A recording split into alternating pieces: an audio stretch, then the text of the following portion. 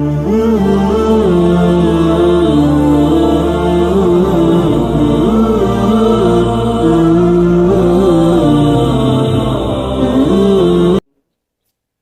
সুবহানাহু ওয়া তাআলা তিনার কালামে হাকিমের মধ্যে বলেন, কুল্লিল মুমিনুনা ইয়াগুযু মিন আবসারিহিম ওয়া ইয়াহফাযু ফুরুজাহুম।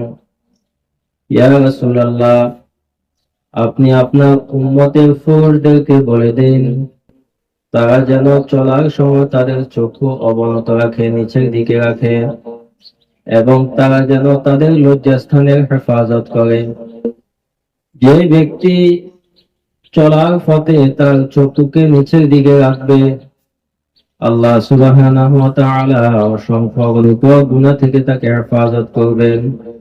এবং যে ব্যক্তি অন্যায় থেকে নিজের লজ্জাস্থানকে হেফাজত করবে, কোনো খারাপ জায়গায় সেটা ব্যবহার করবে না, আল্লাহ সুবহানাহু ওয়া তাআলা অসংখ্য অগণিত নিয়ামতের মাধ্যমে তাকে ভরপুর করিয়া দিবেন। অসংখ্য গুনাহ থেকে, জিনা গুনাহ থেকে আল্লাহ তাআলা তাকে হেফাজত করবেন। অন্য আয়াতের মধ্যে এসেছে রাসূল কারীম আল্লাহ সুবহানাহু ওয়া তাআলা বলেন, ওয়ালা তাকরাবুজ জিনা ইন্নাহু কানা ফাহিশাতান ওয়া সাআ সাবিলা।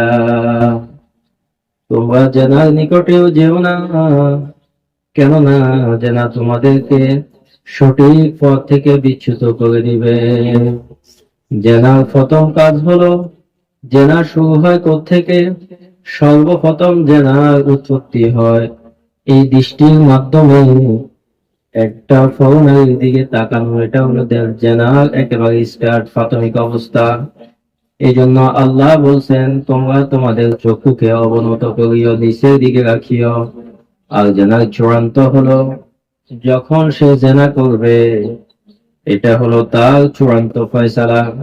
এই জন্য আল্লাহ সুবহানাহু ওয়া তাআলা প্রথম কথা এবং শেষ কথা বলেছেন যে তোমরা চলার পথে তোমাদের চক্ষুকে নিচের দিকে রাখবে এবং তোমাদের লজ্জাস্থানে হেফাজত করবে। যখন একটা ফরনারীর দিকে তার দৃষ্টি পড়ে, তখন বিভিন্ন ভাবে এই মহিলাকে কিভাবে সে তার দিকে আকর্ষণ করতে পারে। বর্তমান মিডিয়া এবং ডিজিটালের যুগ হিসেবে তার নাম্বার, ফেসবুক আইডি এগুলো তাকে সংগ্রহ করার চেষ্টা করে। আস্তে আস্তে তার সাথে সময় দেওয়ার চেষ্টা করে, কথা বলে, নির্জনে যায়, শেষ পর্যন্ত চূড়ান্ত কাজের মধ্যে লিপ্ত হয়ে যায়। এই জন্য আল্লাহ বলেন যে তোমরা চলার পথে তোমাদের চক্ষুকে অবনত রাখবে এবং তোমাদের লজ্জাস্থানের হেফাজত করবে। এটা পুরুষের জন্য আল্লাহ বলেছেন। এই আয়াতের শেষ অংশে আল্লাহ বলেছেন, ওয়াগযু মিন আবসারিহিন্না ওয়া ইয়াহফাযনা ফুরুজাহুন্না। ইয়া রাসূলুল্লাহ, এমনি ভাবে আপনার উম্মতের মহিলাদেরকেও বলে দেন তারা যেন তাদের চক্ষুকে নিচের দিকে রাখে এবং লজ্জাস্থানের হেফাজত করে। তাদেরকেও একইভাবে আল্লাহ তাআলা বলেছেন। এই জিনার শাস্তি কেমন হতে পারে? জিনার শাস্তি হলো আল্লাহ সুবহানাহু ওয়া তাআলা কালামে হাকিমে উন্নত আলোচনা করেছেন। আল্লাহ সুবহানাহু তাআলা কালামে হাকিমে উন্নত আলোচনা করেছেন যে ওয়াজানিয়াতু ওয়াজানি ফাজলিদু কুল্লা ওয়াহিদিন মিনহুমা মিয়াতা জালদা।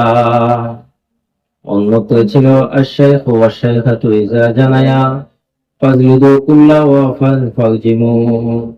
যখন তোমাদের মধ্যে কোনো অবিবাহিতা পুরুষ, অবিবাহিতা মহিলা জিনা করবে, আল্লাহ তাআলার নির্দেশ হলো তাদেরকে 100টা বেতের আঘাত লাগানো হবে। কেননা জিনার মাধ্যমে সমাজের মধ্যে বিশৃঙ্খলা দেখা দেয়। যেমন জিনার মাধ্যমে বিবাহ বন্ধনের সম্পর্ক নষ্ট হয়ে যায়।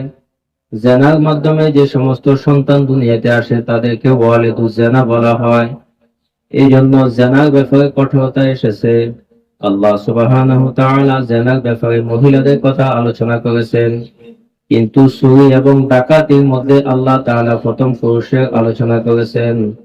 আল্লাহ তাআলা বলেছেন, আস-সারিকু ওয়াস-সারিকাতু, আস-সারিকু ওয়াস-সারিকাতু, চোর এবং চোরনি যখন তারা চুরি করবে, তখন ফাকতাউ আইদিয়াহুমা, তাদের উভয়ের হাত কেটে দাও। এখানের মধ্যে আল্লাহ সুবহানাহু ওয়া তাআলা চুরির মাধ্যমে যে অর্থ উপার্জন হয় ওই চুরির আলোচনা করতে গিয়ে সর্বপ্রথম পুরুষের আলোচনা করেছেন। কেননা চুরি হয়তো পুরুষ আগেই করে অর্থের জন্য, সংসার উপার্জনের জন্য, সংসার চালানোর জন্য, অর্থ উপার্জনের জন্য। কিন্তু জেনার মধ্যে আল্লাহ তাআলা আগে মহিলার আলোচনা করেছেন। আল্লাহ সুবহানাহু ওয়া তাআলা বলেছেন আয-যানিয়াতু ওয়াজ-যানি, অর্থাৎ একজন জেনাকারিনী মহিলা এবং জেনাকারিনী পুরুষ যদি তারা জেনা করে, এই আয়াতের মাধ্যমে ব্যাখ্যা বিশ্লেষণ করলে তার সারমর্ম এটাই বের হয়, যদি মহিলা জেনা করে এবং পুরুষ জেনা করে শাস্তি যদিও সমান, কিন্তু জেনার কাজের মধ্যে মহিলারা আগে অগ্রগামী হয়ে যায়। এই জন্য আমাদের মা বোনদেরকে এই সমস্ত অন্যায় থেকে আল্লাহ তাআলা যেন হেফাজত করে, নিজেরাও চেষ্টা